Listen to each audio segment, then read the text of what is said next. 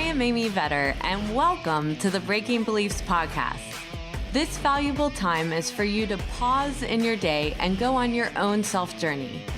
Discover the beliefs that are holding you back from living your best life at work and at home.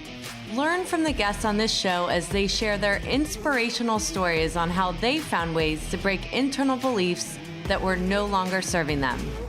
Because if you believe you can, you will. And our podcast begins now.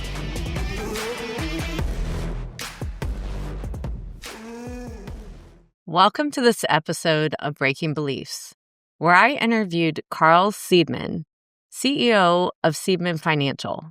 Carl is a trusted business advisor specializing in financial planning and analysis, business strategy, and finance transformation. He advises Fortune 500 corporations and middle market companies, helping establish effective FP&A practices, processes, and teams.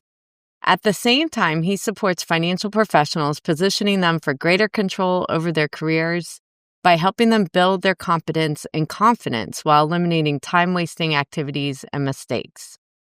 He is a CPA and has earned other credentials, including the CIRA, CFF, CFE, CGMA, AM, and the CSP, Certified Speaking Professional, and was a National Association of Certified Valuators and Analysts 40 Under 40 honoree.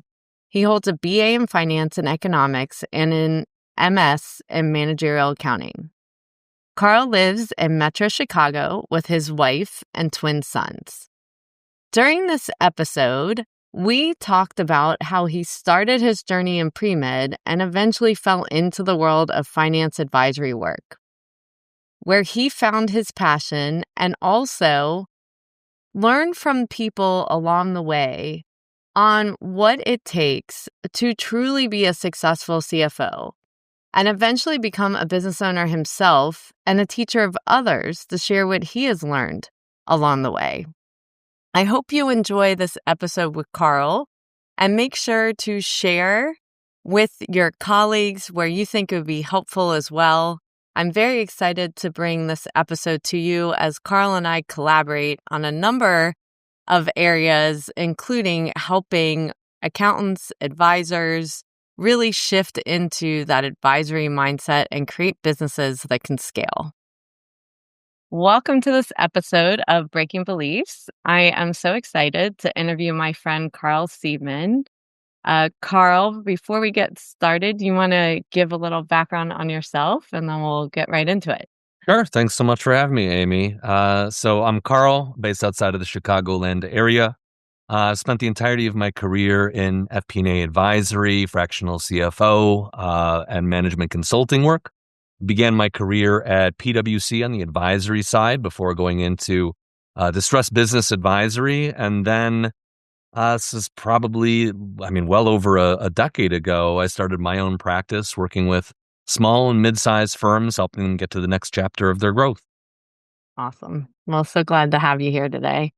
So we're going to start back in the beginning and just learn your story of how you got to where you are today. So where'd you grow up? What did your parents do for a living? That sort of thing. Yeah, well, I grew up outside of Detroit, in the suburbs of Detroit, Michigan. Went to elementary school, middle school, high school. Went to college in Michigan as well. When I was in college, I began as a pre-med and then realized very quickly that I didn't want to study math and science and physics for 4 years before I actually started to get to do the more relevant stuff. And so it was very early on that I decided I wanted to go into finance, and realized through that experience that what I was learning was directly relevant to the kind of work that I wanted to do. Towards the end of my time there, I ended up getting a master's degree in accounting, my CPA, and a little bit different than most people, having been a finance undergrad. I ended up doing some audit internships. And when I was doing auditing, I said, well, this isn't really something that I want to do. But when I went to an internship at PwC, I said, look, I know that there's all these advisory groups that you have that are not typically assurance, audit, tax. I'd love to be able to get some experience doing that. And so after I graduated from college, having gotten my master's degree and my CPA, I ended up going into advisory work at PwC, doing intellectual property, litigation, valuation, and disputes. Very niche practice, but a lot of really fun stuff. Cool. All right. So let's go back to your parents. So what did they do for a living? Well, part of my rationale for being a pre-med when I was in college, my father is a retired physician. He's was formerly a pulmonologist. And so growing up, that was a lot of what I knew. Was what my father had done. And my mother, I'm trying to think, she began as a teacher and then a dental hygienist. And then when I was Oh, in middle school, went back and got a master's degree in social work and became a social worker for the next 15, 20 some years. So I grew up in a dual working household, people who took education very seriously. And I think that that was a value that was instilled in me very early on is just the importance of hard work and education to be able to have choices later on in life and choose a career that you want to have. hmm. So with your father, did he come from physicians as well? Like, or how did he end up becoming or getting interested in the medical field? It's a good question. So my father also grew up in the suburbs of Detroit. He's the oldest of three siblings. His father passed away at a very young age, and my father, I believe, was 8 years old when his dad passed away, Wow. and so he was really having to grow up pretty quickly. My grandmother, his mom, was working full time, so she was providing for the family, and my dad was, in some ways helping take care of his siblings. My dad, I know when he was younger in grade school, was a very high achiever academically. I believe that Hmm. he had like the highest grades, the best academic performance in school. Ended up going to the University of Michigan, and I believe that he just had a desire at a young age to go into the medical field because he accomplished a lot academically. He ended up getting a pass in undergraduate school to go to medical school after 3 years. Oh, wow. And so he always says, and he uses the funniest term. He always says his baccalaureate degree instead of a bachelor's degree. But he always says, "Yeah, I actually don't have a baccalaureate degree. I don't have a bachelor's degree." So he had 30 plus years of being a physician, no bachelor's degree, just a medical degree. And it was when he was in medical school, I remember asking him, I said, "Why did you go into pulmonary medicine?" Right. And he said, "Well, I just had a mentor. I had somebody who just really inspired me. They were in that field, and that's where I ended up." Hmm. So did you ever go with him to work or see him in action or? Yeah, so once in a while, he would bring me to his office, and he had some like breathing machines and things that he would Mhm. show me, introduce me to the other staff and the other physicians in his group. And what I always found to be interesting was just how enamored people were with what he did. There were people who were like, he's just such a great physician. He's got such a good bedside manner. He's so Mm, caring. He, if you think back to medicine 30 years ago, it's very different than it is now. mm. And he would get on the phone with people. Like he would just, if somebody needed help, he'd get on the phone. He wasn't billing people for their time. And, we'd walk through the hallways of the hospital and people would say hello. Like it was almost like he was a mini celebrity in that environment. Yeah. So yeah, it was an interesting exposure early on in my life of here's somebody who's gotten to the top of their profession, well respected, well regarded, or highly regarded, and just does what needs to be done to get the job done instead of, unfortunately, in some ways, where medicine has gone now, where it's become a lot more of a business. Yeah. But I do think it is still unique to be that intelligent as you're kind of, talking about him and Yeah, have that emotional intelligence as well that yeah. he cares. Do you think that had something to do with him losing his father and going through Um, that? I don't know. I'm not sure. Yeah. I know that when people will describe me, they will often say that, and then I have twin sons, and one of them also has, I mean, both of them do, but one in particular has a remarkable emotional intelligence that I Mm, just would not expect somebody of his age to have.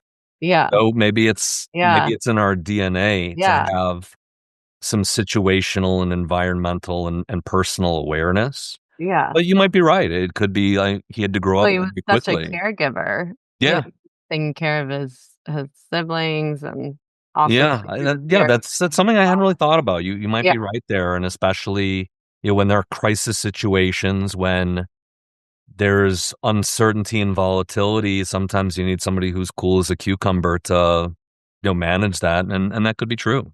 So how did you see him regulate himself at home? Like, so if he's got a stressful job and taking on all that, like, did you see the same side of him, or did he have hobbies, or He enjoyed taking the vacations that we took as family, enjoyed, doing the things that I was doing as a kid, like, I was in Cub Scouts and, played baseball and soccer, and so he'd come to those things.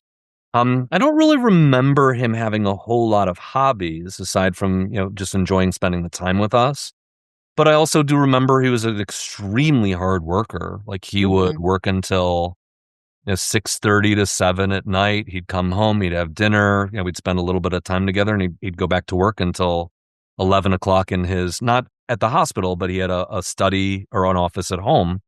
And I just remember, mhm, like, I mean, he was working a lot all the time.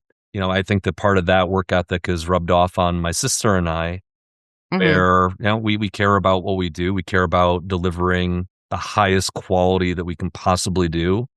And unlike some people who say, "Oh, 5 o'clock, like, I'm done at 5 o'clock," Mhm. sometimes I think it's hard for me, it's probably hard for us to turn that off.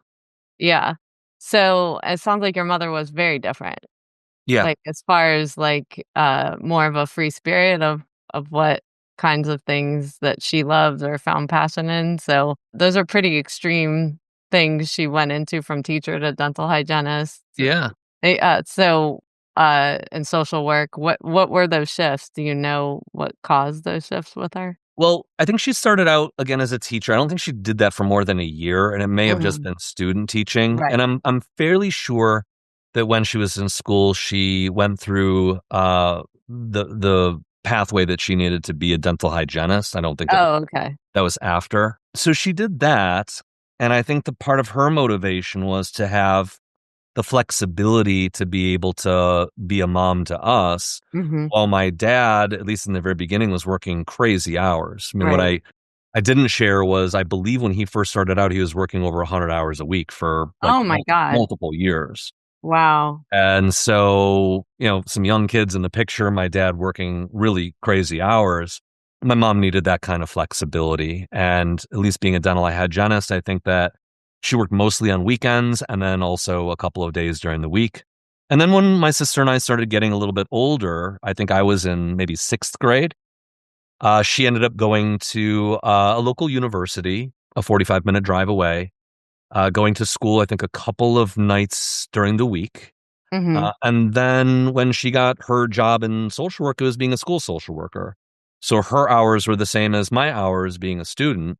Mhm. And so I think a lot of her motivation was not only doing the things she really liked to do, but also Mhm. being thoughtful of, I still have grade school age children. I want to make sure that I'm around. And in the event that, I get sick or my sister gets sick, that she's able to jump away and do what needs to be done. Yeah.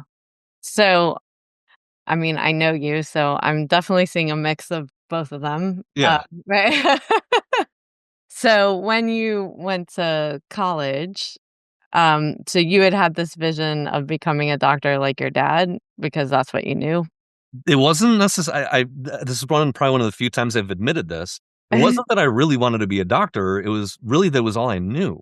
Uh-huh. And I mean, you may even know this about me, but part of my value system, and it's just something that is always inside of me, is exposing people to things they've never seen before.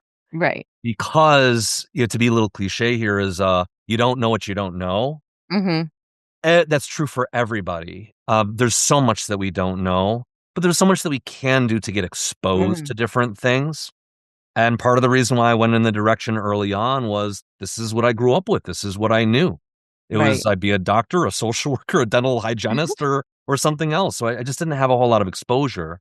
And then it wasn't until I got to college that I started to see and hear and meet people who are doing different things. Mhm.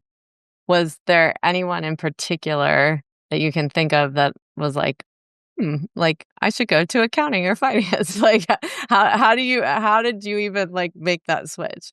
Um, it's a weird story to even look Mm, back on because it was so long ago, and I was young and impressionable, and to think back to like what were those moments. So I do remember when I was in school, I just had this. Even when I just admitted to you of like it wasn't that I really, really wanted to be a doctor, it was what I knew. I had yeah. this feeling inside of me. I was like, well, what if I don't like this? What if there's Mhm. something else that I might want to do? I better play a couple of sides. Mhm. And so what I ended up doing was at the same time that I was doing some of these science and math classes, I also decided to, I had a conversation with a counselor and they said, well, why don't you take some of these elective classes and also these requirements that you're going to have to do to graduate anyway. And Right. it's going to help you figure out some other avenues. I remember I took some economics classes. So at the same time I was taking math and science, I was taking economics. I was like, this is actually interesting Mhm. because this explains what's going on with prices. It was like supply and demand. Like, why do prices go up? Why do prices go down? Why is there demand for something? Why is there excess of something? I was like, oh, well, that makes a lot of sense. And so I started to get into the business side. And I remember I went to the business college. I was there for my economics class, and there was this booth with a business fraternity. It was a non Greek business fraternity. And I said, what is this? And so I talked to people and they said, "Oh yeah, you should rush this fraternity." And I said, "I don't know what that means." But I went to the event and they said, "Well, you have to be a business person in order to rush a business fraternity." And I said, "Well, I kind of am." It was in those moments of meeting these other kids who were Uh-huh. studying economics and accounting and finance and supply chain and marketing and human resources and all this other stuff. And I said, "I don't know anything about this." Yeah. And I started to meet some people who were studying accounting and they were very convincing to me saying, there's so much demand for accountants. There's so many different things you can do with accounting. And I said, I don't know what accountants do aside from taxes. And so I decided, all right, well, instead of accounting, I'm going to go finance. Yeah. Finance also does accounting.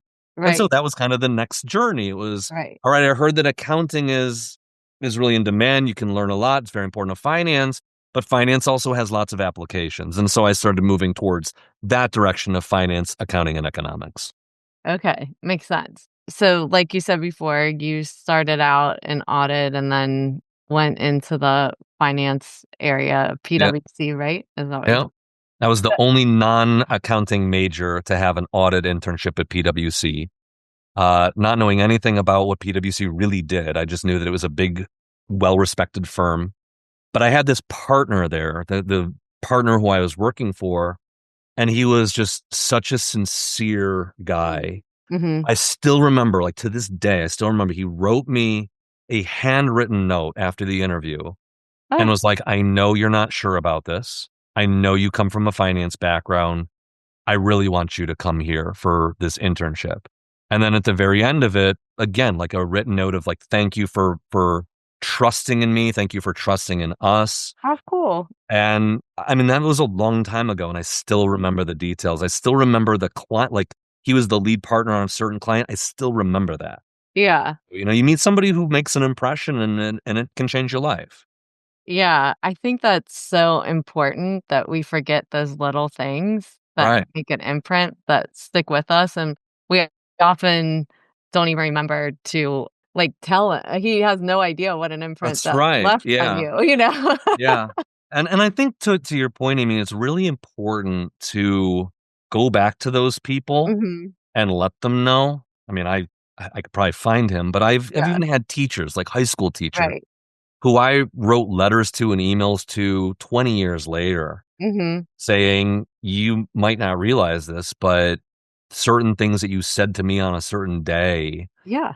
changed the way that I thought about something, and it's been life-changing." And I also think about that not that I care so much about my own legacy, but I care about can I have that kind of an impact on other people where maybe I can say something or maybe I can do something or I can help in a way that it's that like one spark moment, Right. like my teachers had with me or like that partner had with me. And you open yourself up to other people, they open themselves up to you, and it can change somebody's life. It really can.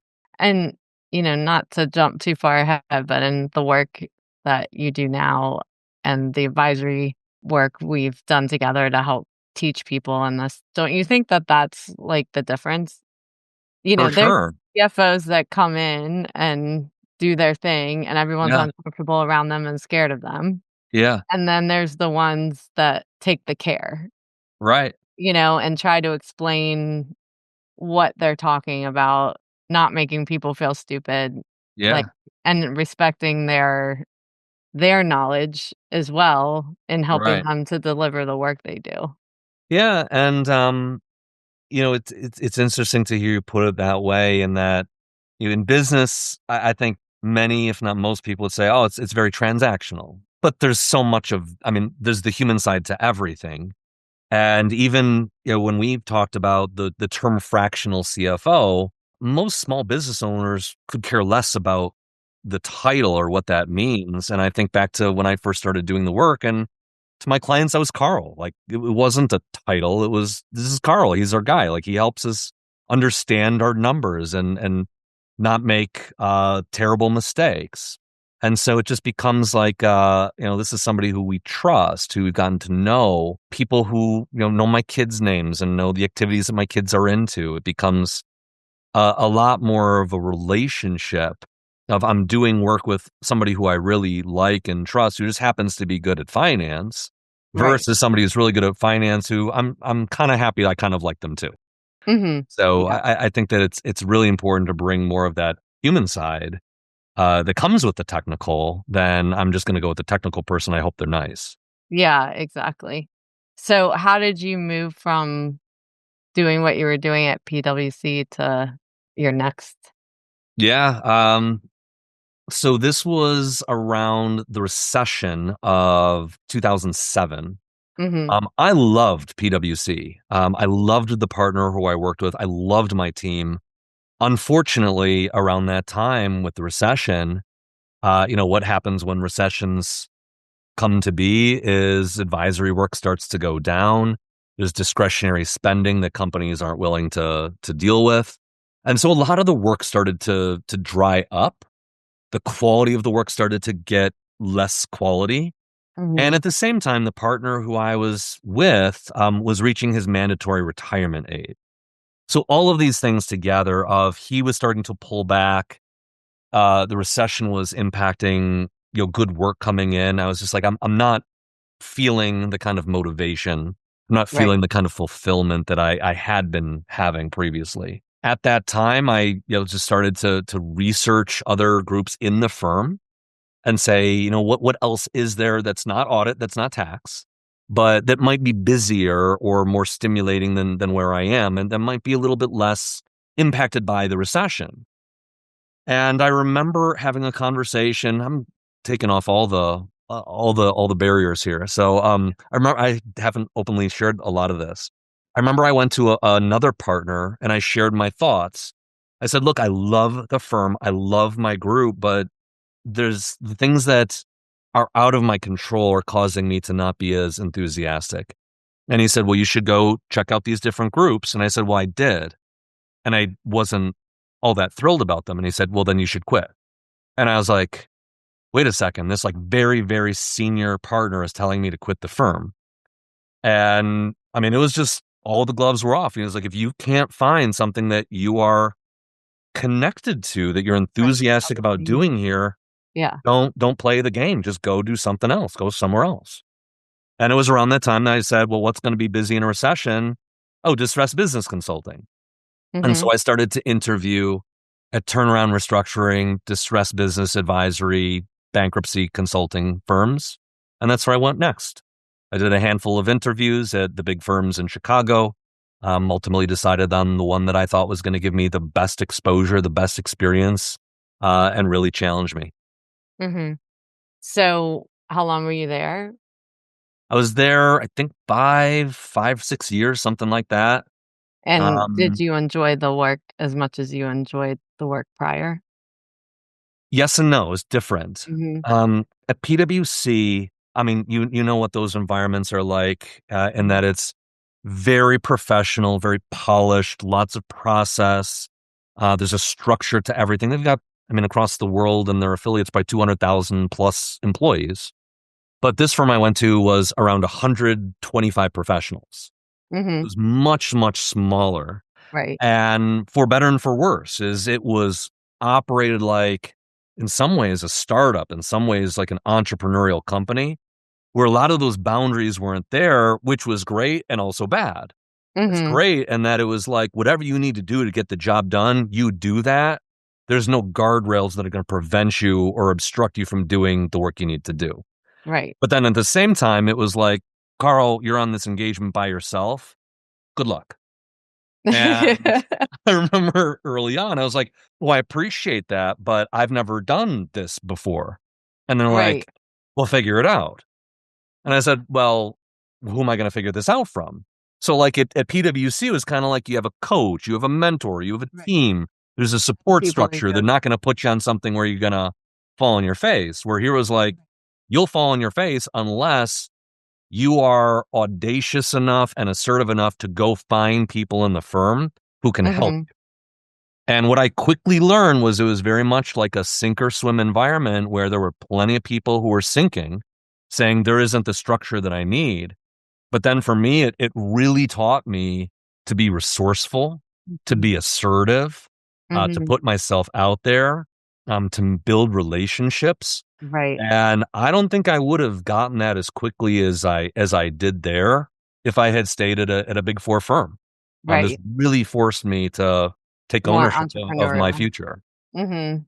So, going back to your father taking care of his patients, not just doing the work, I would guess in this kind of work, when you're restructuring a business, you're hearing some pretty awful stories. Terrible. Yeah. So, how did you handle that, or is there anything you drew from watching your father or learning from him?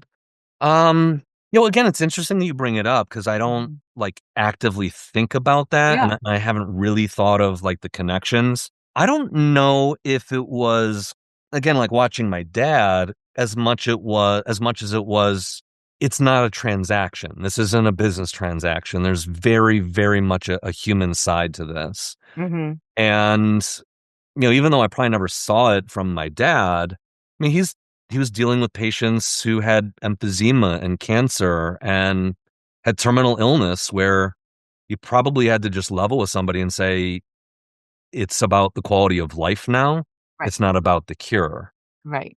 And what I came to learn in the environment that I was in, is I say this often is half of it's business, half of it's therapy or half of it's Yeah. counseling, Mhm. where you're going in and yeah, you're taking a look at numbers, but the numbers represent somebody's salary.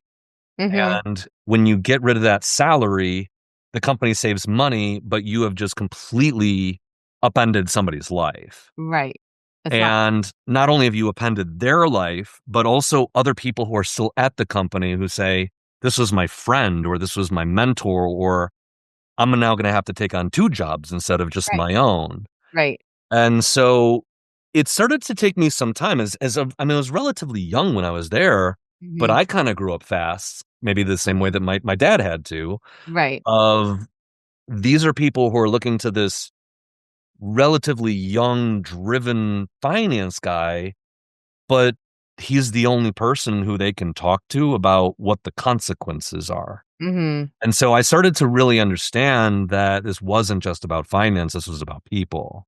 Mhm. And not just about these are individuals, but what does this mean for the bigger stitching of this culture, of the dynamic that these people have? And so you're right. There are some pretty horrible things. I mean, you see people Mhm. at their absolute worst, and it forced me in some ways to grow some thicker skin, but also to really sympathize as well as empathize with what these people are going through. Right. And, it's a weird comparison to make, but when I have helped yoga teachers become teachers, part of the discussion is about how do you sit alongside someone but not let it deplete you, like whatever someone's going through. Yeah. And this is the stuff they don't teach you in business school, Mhm. of like the real stuff you see or the real things people are going through and Yeah. how you still take care of yourself emotionally Yeah. when, you know, you're trying to help, but you can only do so much. Yeah, I think you're right, and I'm not sure how you would even teach something like that in school or an MBA. Like, I don't know how you would even bring that up. I feel like it can be very circumstantial of, like, with you working with other yoga teachers is, like, you can't teach that out of a textbook. You can't just almost, like, prime that as, "Oh, this is gonna be the lesson that we talk about today." It Yeah. becomes almost circumstantial of this is what Mhm. we're going to encounter. These are Yep. examples of where I've dealt with this. You're dealing with that now. How does it come together? And I think Yeah. that's what's neat about this environment is there are so many unique dynamics that you just don't learn in school. You just encounter them when you encounter them. But you have to be mindful enough and slow enough to be able to say, I realize that I'm in this moment. I need to take a Mhm. look at this moment. I need to learn from this moment. But then it's not just about me. Who else could be learning from this moment as well? Right. So, where did you go from here? Like, what made you decide to leave there? So as much as I learned there, I mean, I learned more in 5, 6 years, in that environment that I probably would have in 25 years somewhere else. It was so accelerated, Mhm. and was so intense. So I was hungry for that learning. I was hungry for that development. But at the same time, it was like you can burn yourself out going at Mhm. that pace. Right. And I was just like, I'm on the road 40 weeks out of the year, Mhm. not just working Monday through Thursday. I'm working like Sunday night through Friday night. Right, exactly. And could I have kept going? Yeah. But I was just looking at where my life was going and saying, look, like I'm dating right now and I really like the person I'm dating and they don't want to be with me because they never see me. Right. And like I mean, I remember I was dating somebody and she was like, "Carl, I really like you. I want to spend more time with you. I can't see you more than like a Saturday night. Like that's it." And I was like, "Yeah, I know."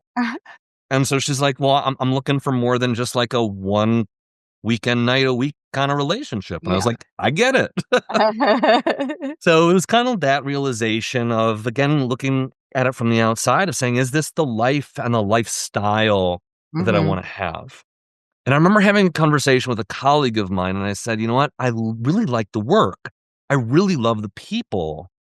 If I could work half the hours or be home half the time, it would change everything." Right. And I remember he said, "Yeah, I understand. I agree with that, but I don't know that that's possible." And eventually, like towards the end, I was like, "Look, I want to do the work with real smart people. I just don't know that I can do that here."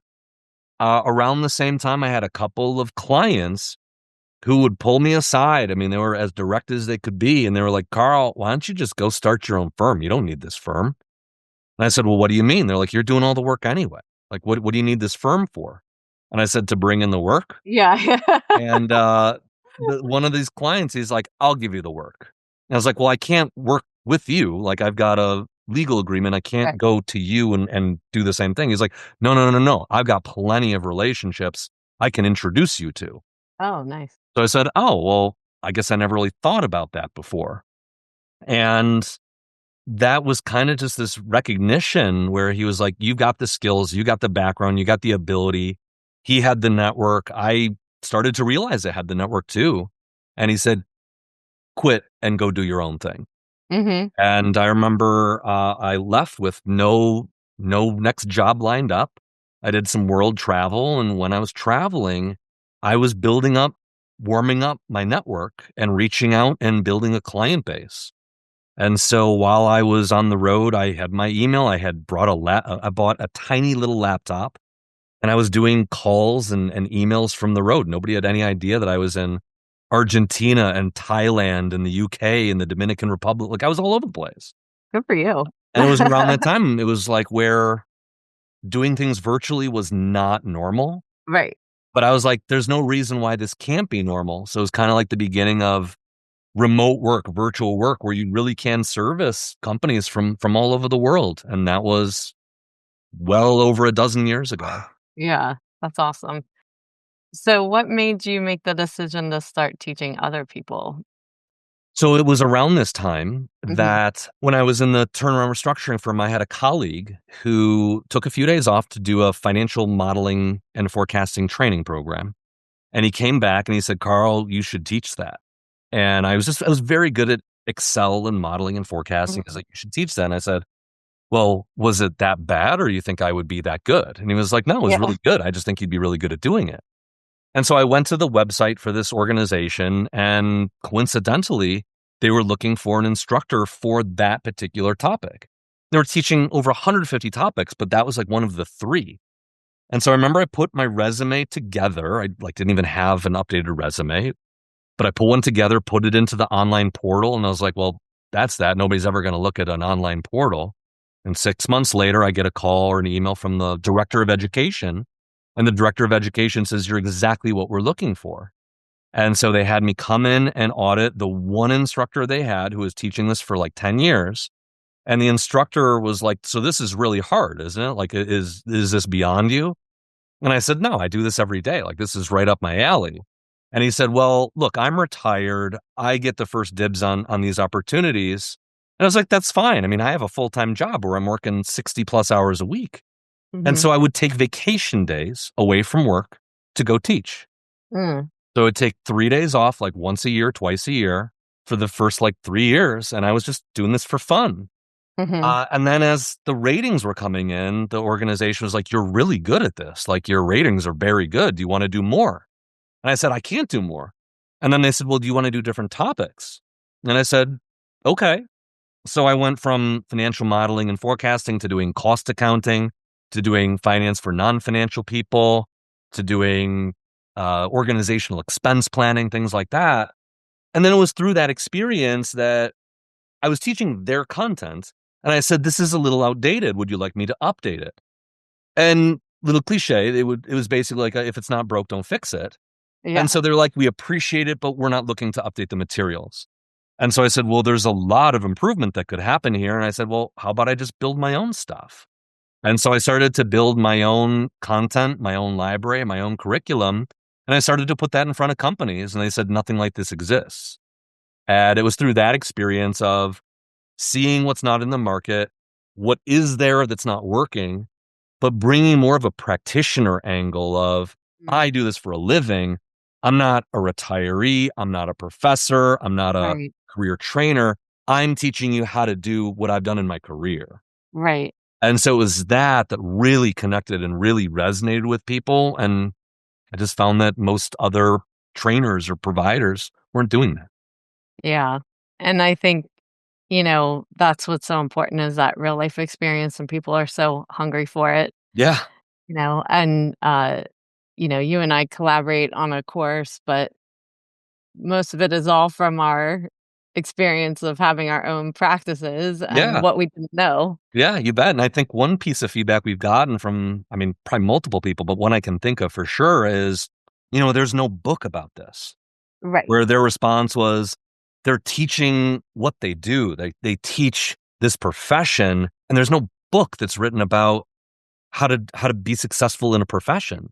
It's Yeah. really what comes about through these discussions, and the Q&As and the demonstrations and really taking off the gloves and getting a little bit vulnerable of what's not working and what does work and using those as data points instead of a script or a recipe. Yeah.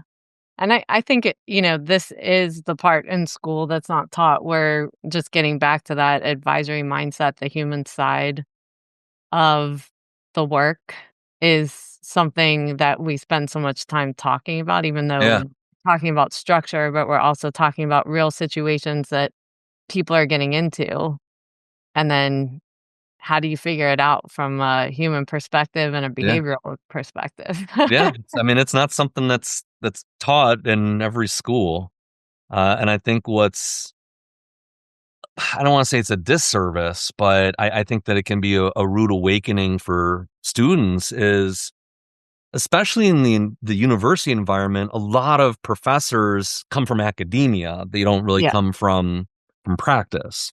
Hmm. And so they're teaching more from academia, not from practice, until you get a professor of practice and it changes the game. And so these students learn almost like a recipe or a script. They find themselves in a job and then it's like, well, I didn't learn that in school. What do I do? Yeah. And so it's like, even going to the very beginning of this conversation, Amy, that you and I are having, is it's like, if you don't know what you don't know, where are you going to learn it from? Right. And the best people to learn it from, I think, are the people who are a few steps ahead, doing the kind of work that you want to do, um, Right. who understand where you're at right now because they were there years ago or maybe decades ago. And I Right. even think, I'm a adjunct professor at Rice University. And when I was asked to teach, I was like, look, I don't have the specific academic curriculum that fits the exact title and description of the course. And I was told, you know what, that's fine, because if you can make this practitioner focused rather than academic, that's going to be a win for these students. And Right. so I basically brought the curriculum that I teach to, FP&As at Fortune 500s to these students. And they were like, this is totally different than anything that we've ever done. And I can see the relevance to my job when I graduate from school. And I said, Hmm. that's the whole point, is the relevance of what you're trying to learn to where you're trying to go. Yeah. So why do you do it? Why do you educate other people to do these things? There's probably a couple of reasons, and it's not something I share regularly, but I do think about it, is, for one, I didn't have it. Mhm. Because even thinking back to the earlier parts of this conversation, is I started as a pre-med. Why? Mhm. Because that's all I knew. Right. And had I known more about what was out there, what the possibilities were, that there weren't just these few routes that I could go through my career, Mhm. it probably would have caused me to think a little bit differently. At the same time, and this is something that is deep in my soul, when I was younger, you take the opportunities that are given to you Mhm. because that's all you can hope for. And it wasn't until I started getting more skills, more ability, more experience, I was much more assertive and much more proactive. And it was that was ultimately giving me power in my opportunities. Mhm. And, again, saying like knowledge is power, experience is power, network is power. Giving those kinds of intangible assets to people, of, I want to help you get a network. I want to help you get skills. I want to help you get experience. I want to help you build your own confidence. All those things stitched together means that you're more in charge of your Mhm. life, Mhm. rather than waiting for a firm or a boss or a parent to create the opportunities for you. When you're so good with your skills, network, experience, and confidence that people can't ignore you and they Mhm. want you, you get to pull out the opportunities that you want and turn down the ones that you don't. And I think that has been a lesson that I've learned throughout my life, is you're more in charge than you realize you are. Mhm. It's up to you to decide what you want that to look like. That's awesome. Well, thank you so much for sharing your story because there's so much there that I think people will take away. I like to end this with some rapid fire questions. Yeah. Um, so you pick a topic. So it's either family and friends, money, spiritual, or health. Let's go spiritual. I love it. Okay. Things or actions that I don't have that I want spiritually. I Well, I guess this is kind of spiritual and vocational, but I would like to be able to increase my calm and my sense of peace when I have very, very pressing demands on my life. So even though I know that something needs to go and get done, I sometimes wish I could be more calm and more present with what's coming down the road. Okay. Things or actions I do have that I want to keep spiritually. I would say that calmness Mhm. when I was in that business fraternity, I remember I had gotten an award that was the person I would most want to be next to, the person I would most want to be next to me in battle. And at the time, I was like, "Oh, this is just kind of funny. It's just kind of goofy," and I didn't really think much of it. And it has actually meant a whole lot more to me 20 plus years later than back then, where it was Carl's just this really steady, reliable, calm person who, in the face of crisis and chaos, I would want next to me. And Yeah. I don't know why I have it, but I just do have that Yeah. ability to stay calm in the face of craziness. Yeah. That grounding presence. Yeah. Things or actions that I don't have that I don't want to have spiritually. I am not a overly reactionary person. So if something bad happens, I mean, even going back to what I just said, is when something bad happens, I tend not to overreact. I tend Mhm. not to get angry. I tend not to lash out. And I think that that's something that is a real Mhm. differentiating factor in my personality, that some people get very, very stirred up and they lash out, they get hyper emotional, they get very reactive. And I'm not really like that. And I don't really want to be any different. Yeah, which has probably helped you in some of those business Probably. restructurings. Yeah. Last one, things or actions that I do have that I don't want. That I do have that I don't want. I can have sometimes a tendency to dwell on things longer than I should. Mhm. And I don't like even saying the word should, but something will happen and I'll think about it more than I likely should. Maybe I don't have control over it, or it's just not a big deal. Mhm. And I dwell on it. There's also something that, it's a great trait, but it's also a terrible one in some ways, is I'm an extremely loyal person. Mhm. And I tend to stay in some relationships, work relationships, longer than I should. Good you And qualified that before your wife listened to the pardon? good you qualified that before your Oh yeah, wife no, I'm not listened to talking. Not the talking about that relationship. Yeah, she's in the other anyway. So no romantic relationship, Yeah, nothing there. But yeah. vocationally, Mhm. That's sometimes I've important. been in environments, and we've talked about this here. Is I probably should have left before I actually did. Yeah, And I was like, "Oh, I think this is gonna get better, or yeah, something is gonna change." yeah, And oftentimes you have it in your gut where you're just like, yeah, "I feel this is not gonna change. Nothing's gonna get better here." And I'm loyal, I'm optimistic, I'm yeah, positive. I'm like, "Oh, well, it will if I bring it up." And yeah. I have that 99% of the too, time it where you doesn't. wanna see the best, like, that they have potential, they can get there. Yeah. So I gotta think about my answers to your questions now Yeah, and yeah, realize that that's who I am. And yeah, that's some things awesome. are worth being proud of, and some things just acknowledging I got it, and that's Yeah, how I live. and that's the way it is, right? Yeah. So, anything before we close this conversation that you wanna make sure, that you've said that you haven't said, or anything you wanna reiterate or stress, to the audience? Well, I think that reflecting on what we've talked about is, there's no perfect path Mhm, through work and there's no perfect path through life. And I actually think that the more that a person thinks there is, or really wants to adhere to a linear path, the more challenging I actually think that can be.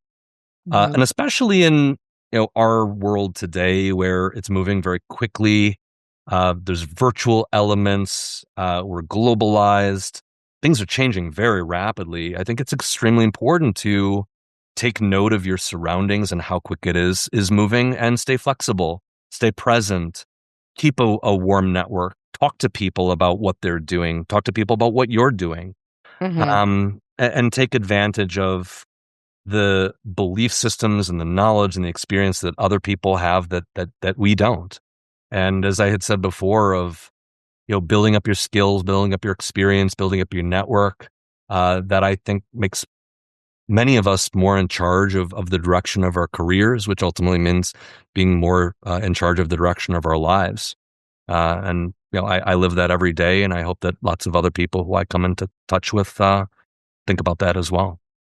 awesome. Well, thanks so much for joining me today and sharing your story. Thank you so much. Thanks, Emmy. And now for my mindful moments with my interview with Carl. So, we talked about his beginnings of having a father that was a physician, and that being an example that he had as he grew up, and really seeing what his father did as he grew up and really took that example and assumed that was his path as well, to be a physician. But what was interesting, and I always find it interesting when we go through these life stories, is how things shift along the way. And what things we learn even when we do shift maybe from our original idea. And one of the things that Carl really noted learning from his father was that he really took the time to get to know his patients, was extremely well respected, and people, really seeked him out and understood that it was more than being a physician. He really cared. And that kind of care and human side to doing the work that he did was also something that I can tell you from working with Carl personally. He really has that human side to what he does in finance. So we talked about how eventually in college, he wasn't sure if this was the right path. And he went and took economics and really found a love for that and joined a business fraternity and learned about accounting and finance, which really set him on the path to eventually go to PwC and other firms and really start this finance career. Now, what was one of the really cool things that we talked about was that when Carl had interned at PwC, when he left there, he had gotten a note from one of the partners, and it was a handwritten note saying that they appreciated him trusting his internship and choosing PwC as the place that he was going to learn. And I think we underestimate the power of taking that moment to write a personal letter such as that, and especially when you're even more impressionable and having someone at that level take notice and appreciate the decisions that we all make, no matter what level we are in our lives, and what effect that has on the decisions that we make. And as you can see, because of that, that really brought him closer to making that decision to stay with PwC and grow his career there. And so he really did that for many years and eventually left there during the recession and joined a restructuring firm, which was very different types of work, working with businesses that might have been struggling and how to get them out of it. And that's where he realized that this isn't just about a transaction, that there is very much a human side to this work. Much like when we talked about his father really caring about the impact that a diagnosis has or the mindset that someone has, it's not different, because when we go through financial hardship or trauma, we need that person that is going to understand what the impact of certain decisions is and how hard that is for each person to make those decisions and be able to save their own families, especially when they're in situations like this. And this was another point where someone came in and basically another whisper of where he should go next, and a client really saying to him, you could really do this on your own, that you start up your own practice. And at the time, he really had nothing to look to and really know how to run a practice like this. But the client was willing to give him contacts and so forth. And so that really got him set on his way to starting his own practice. One of the important things that Carl talked about was, if you don't know what you don't know, where do you learn it from?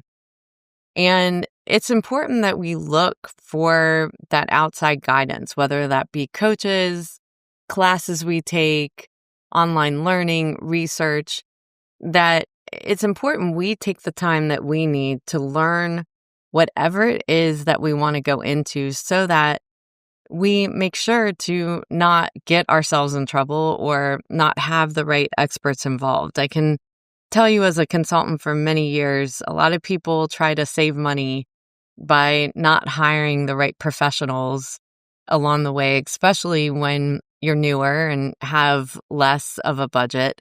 But that is actually the most important time to have those experts around you so that you understand what it takes to ensure that you don't hit those pitfalls. And when you do, where do you go to ask the questions to make sure that you can get yourself out of it as well?